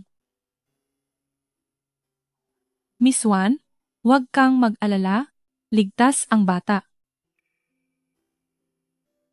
Nasaan si Fuyan? Pagkagising niya mula sa pagkakakomatose, nang maging maayos na ang pakiramdam niya, ayon sa proseso, ay dinala na siya sa kulungan. Balita ko ay maraming nakuha na ebidensya laban sa kanya at posibleng habambuhay na parusa ang kaharapin niya. Ikaw, magpahinga ka na lang muna ng mabuti.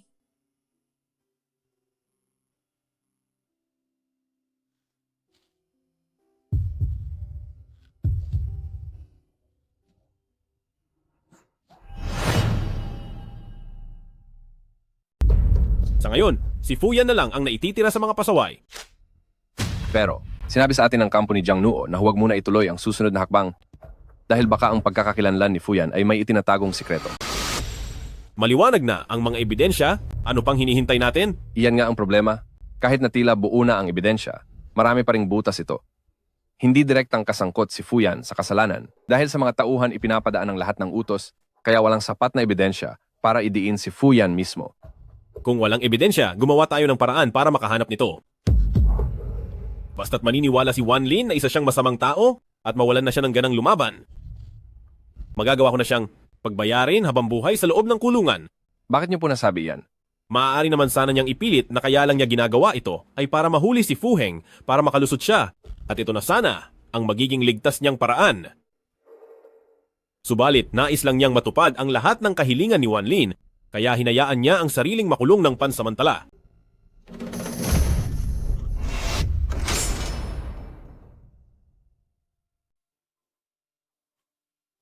Napakakatawa. Fuyan, ang lalaking sobrang kinasusuklaman ko noon at sinaktan ko ng husto, siya pala ang magiging tagapagtanggol ko. Habang ang lalaking ito, na mukhang mabait at mahinahon, siya pala ang tunay na walang awa at mapagkunwari.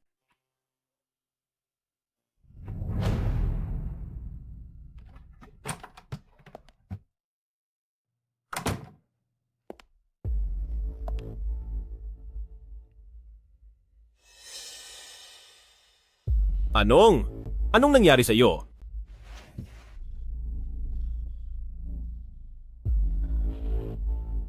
Wala.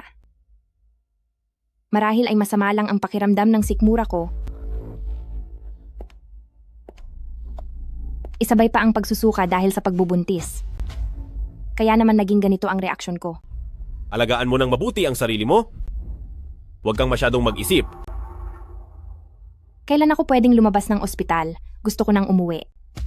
Linlin, hindi ligtas sa labas ngayon. At ang kampo ni Fu Group ay hindi pa naaayos. Kung gusto mong matapos na agad ito, pwede kitang samahan sa kulungan para makita si Fuyan para kumbinsihin siyang aminin na ang kanyang kasalanan. Sige.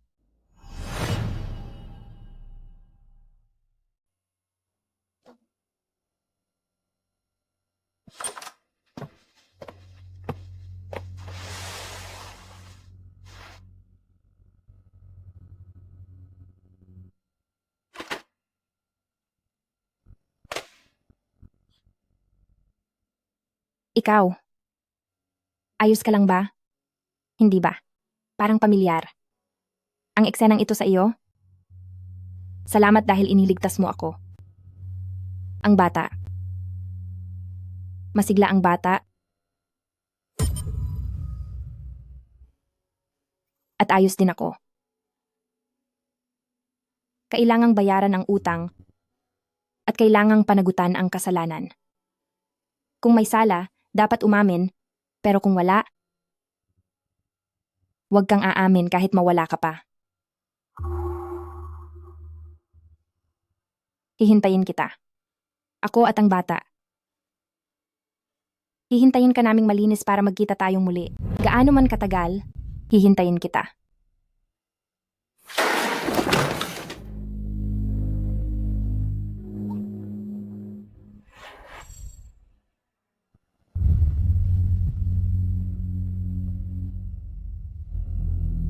Tapos na ang lahat. Hayaan na natin ito.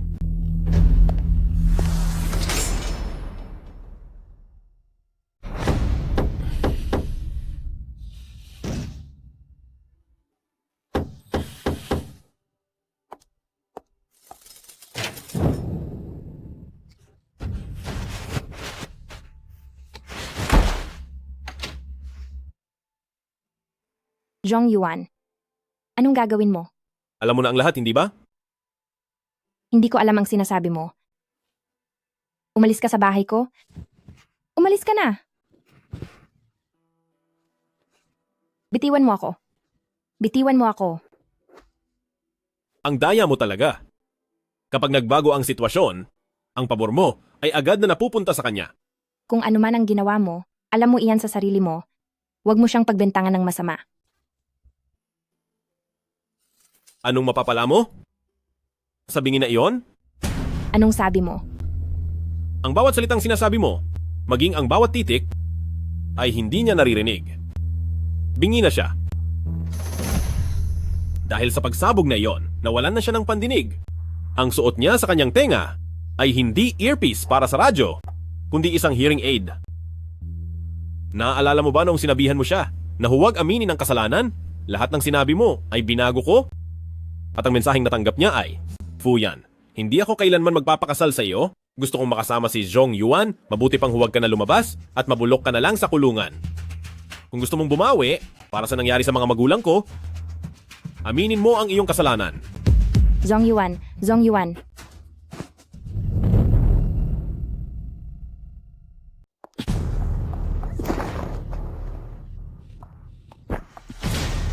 Swerte mo, dahil nakayuko ka noon.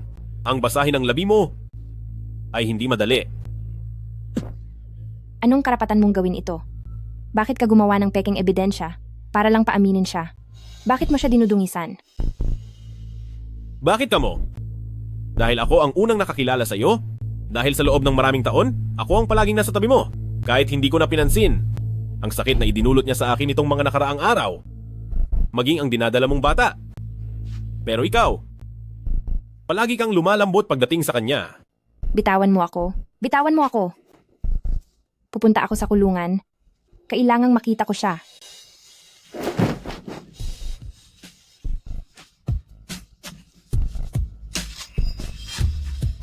Subukan mong galawin ako. At makikita mo.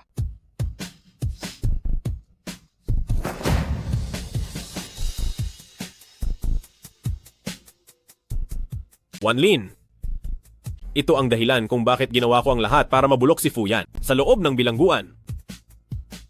Zhong Yuan, ikaw ay pinaghihinalaan ng sadya na pananakit sa opisyal ng gobyerno. At pagpalsipika ng mga dokumento sa ilalim ng batas, ikaw ay arestado.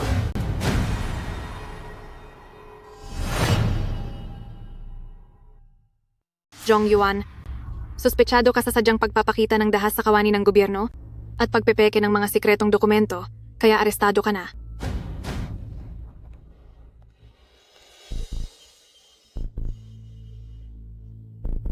Wanlin, hindi ko hangad ang kaligayahan mo.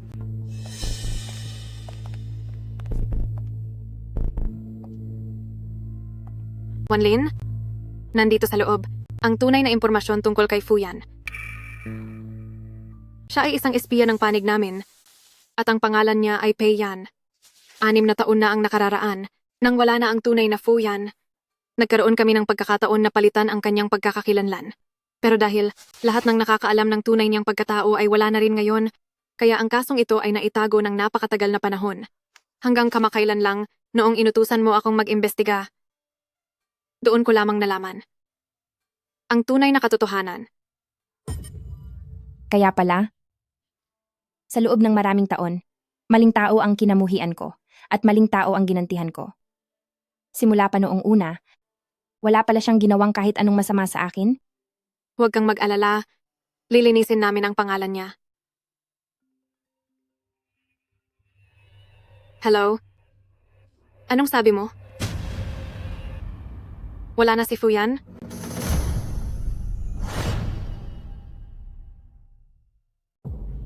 Hindi ito maaari. Wanlin.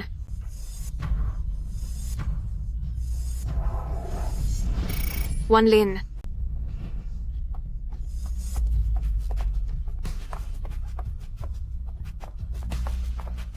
Fuyan. Fuyan. Fuyan. Lumabas ka. Lumabas ka diyan. Ako. Kailan ko lang nalaman ang iyong pangalan.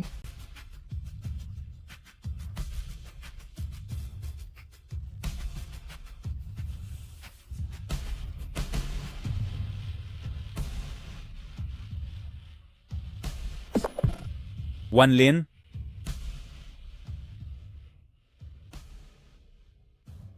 Wanlin.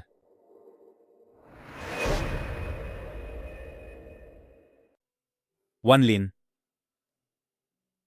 Sabihin mo sa akin, sa loob ng ilang araw na pagsubok ko sa simpleng buhay, noong umalis ako, bakit hinayaan mong maging kaawa-awa ang kalagayan mo?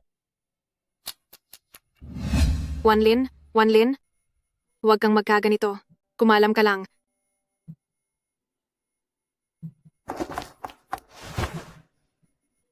Jiang Nuo. Iligtas mo siya. Nagmamakaawa ako sa'yo. Napakabuting tao niya. Paano siya mawawala? Sabi mo ay mabuti siyang tao, hindi ba? Wala na talaga si Fuyan. Masyadong bigla ang nangyari. Ang mga natamong pinsala sa pagsabog ay hindi pa lubos na gumagaling. Lumala ang impeksyon sa kanyang mga sugat, kaya bigla siyang nawala. Tanggapin mo na ang katotohanan. Hindi maaari. Imposible ito. Buhay na buhay ang taong iyon, at alam naman nating lahat na hindi siya basta-basta sumusuko, paanong mawawala na lang siya? Hinding-hindi siya mawawala. Wanlin? Wanlin.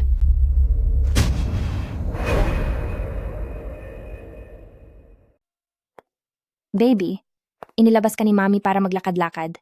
Napakaganda ng panahon, kaya wag mo na pahirapan si Mami.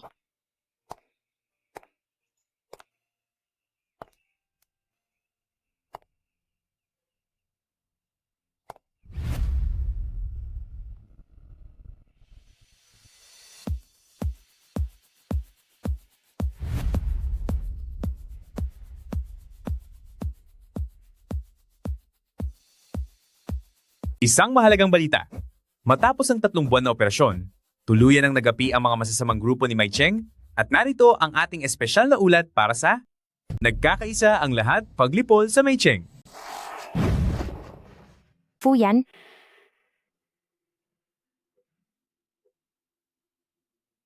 Espiritu lang pala.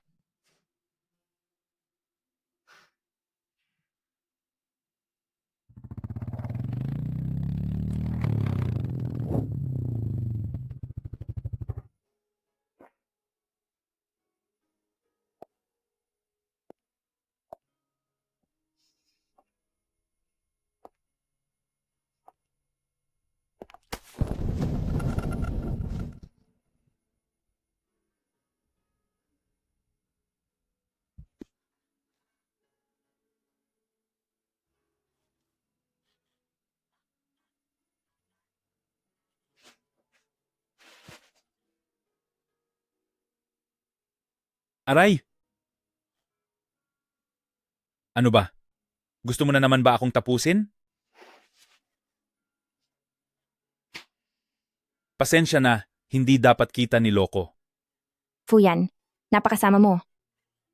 Buhay ka pa naman pala. Bakit hindi ka nagpakita? Sese, wala akong magagawa dahil ito na ang huling bahagi ng operasyong Jiang Nuo. Dapat lang na mawala na si Fuyan para tuluyan ng mawala ang masasamang grupo sa paligid at para matapos na ang ating misyon. Huwag ka na munang magalit. Pati ang bata sa tiyan mo, Hindi gugustuhin ang papa at mama niya ay nag-aaway, di ba?